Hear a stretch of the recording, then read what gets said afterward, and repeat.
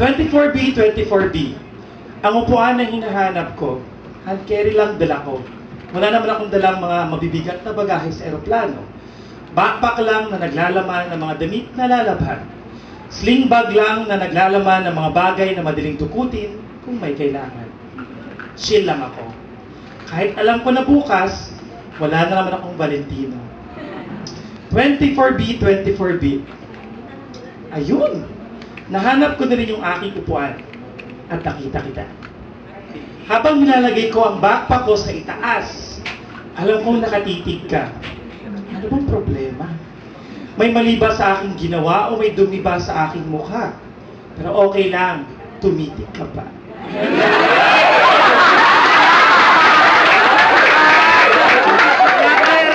Oo, ikaw, na meron din namang itsura. In fairness, gwapo siya sa Coco Martin. Kung siya sa probinsyano, ako sa probinsyana. Actually, taga Manila siya eh. May lasa na siya ng Kagelio. Oo, ikaw na meron din namang itsura.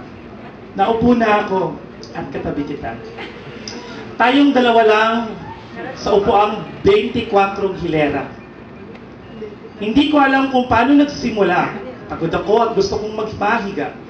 Lumipad na ang eroplano, ngunit para bagang braso mo dumadampi parati sa braso ko.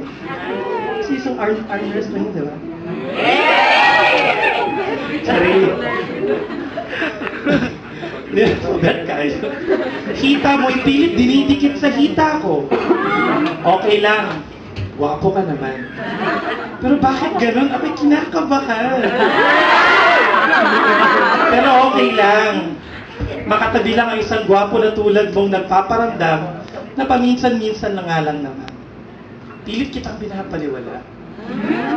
Pumikit ako, pinipikit ko na lang ang aking mga mata. Pero na-realize ko na ang kanang kamay mo ay hawak na ang kamay ko sa kaliwa. This is really true, ha? Wala na akong nagawa. Hinigpitan ko na rin ang paghawak na parang ayoko nang kumawala. Lumapag na ang eroplano. Naging maingay ang mga tao. Busy sila sa pagkuha ng kanilang mga dala-dala. Pero eto ako at kausap kita. Ako'y nagpakilala. JR nga pala. Albert. Albert. Pagpasensyahan mo na ako ha, sabi niya. Pero taga saan ka? Iligan. Uwi pa ako ng Iligan. Namumroblema nga ako, baka wala na akong masakyan. Delayed kasi ang eroplano, kaya hindi ko na alam kung saan ako tutungo pagbaba ko dito. Punta ka na lang ng CDO, sabi niya. Nagdalawang isip pa ako, as if nagpakipot pa. Sige, kung ayaw mong matulog sa apartment ko, eh di namasya na lang tayo. 30 minutes kasi ito, 30 minutes. Actually, 11:30 lumapag yung eroplano, wala na akong ikaw masasakyan. Ayun, ewan ko, bigla na akong napa-oo. Sa taxi, muli tayong naghawakan. Pagod ka, sabi mo, kaya in-offer ko sa'yo na matulog sa aking mga braso. Iniwan lang natin gamit ko sa apartment nyo. At sa gimikan, tayo'y dumiretso sa Lifestyle District pa sa Ilas. So if you're my Facebook friend, you can actually, you know, mapagtatagpi-tagpi mo yung mga post ko. Uy, Valentine's na pala, sabi mo. Sige ka na kami, ha. At ewan ko, bigla na lang dumampi ang labi mo sa labi ko. Sunod, naging sa ingay ng musika at sa dami ng tao, sa Ilesting situation, have you been to Ilest? Sa Lifestyle District? Sa ingay ng musika at sa dami ng tao, hindi na ako nahiya na nag-aahalikan na pala tayo. Okay lang naman siguro, Valentine's naman ka. Sky! Sky, pag napili nating tawagan. Dahil nagkakilala tayo sa eroplanong ating sinakyan. Madaling araw na nang balikan ko gamit ko sa apartment ko. Pinasakay mo ako ng taxi papunta sa terminal pauwi Iligan. Ang sabi mo, mag-text ako. Pag nasa bus na ako, pag nasa bahay na ako, pag nag-breakfast na ako, basta mag-text ako kahit ano-ano. mismong oo, na tayo na at hindi na ako magsosolo. Pagsakay ko ng bus, nag-text ako. Pag breakfast ko, nag-text ako. Hindi ka sumasagot, tulog ka na nga siguro. Pero putya, nung tinawagan ko, the number you dial is incorrect at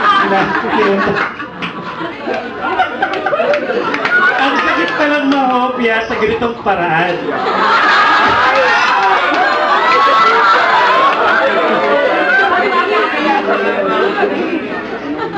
Nagkikilig ko na ito ka, nag-wedding hands me na ito ka photo sa ilas.